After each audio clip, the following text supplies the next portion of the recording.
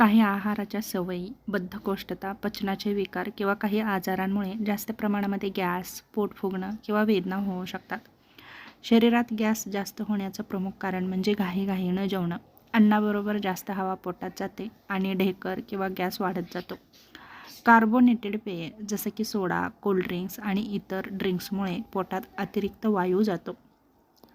दुसरं म्हणजे कडधान्य जास्त खाणं. हरभरा, राजमा, छोले, वाटाणे इत्यादी पचताना आतड्यांमध्ये किणवण होऊन गॅस तयार होऊ शकतो. कोबी, फ्लॉवर, ब्रोकोली यासारख्या भाज्या काही लोकांना जास्त गॅस देतात.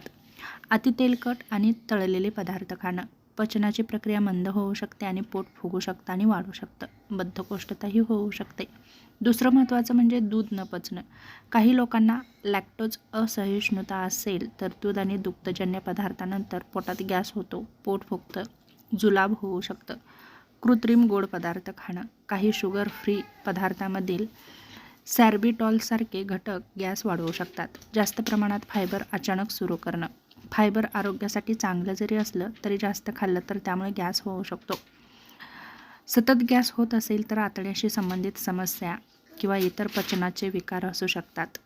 धोकादायक गॅस आणि सामान्य गॅस यामध्ये फरक काय? तर सामान्य पोटातील गॅस बहुतेक वेळा धोकादायक नसतो. गॅससोबत वाढत जाणारी पोटदुखी, सतत उलट्या, पोट फुगणं, शौच किंवा वायू अजिबात न होणं, काळी शौच होणं, ताप किंवा अचानक अशक्तपणा असेल तर गॅस समजून त्याकडे दुर्लक्ष करू नका. अशावेळी डॉक्टरांचा सल्ला नक्कीच घ्या.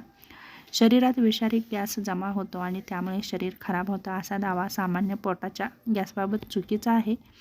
पण शरीरातील वायू आतड्यांमधून नक्कीच बाहेर टाकला जातो.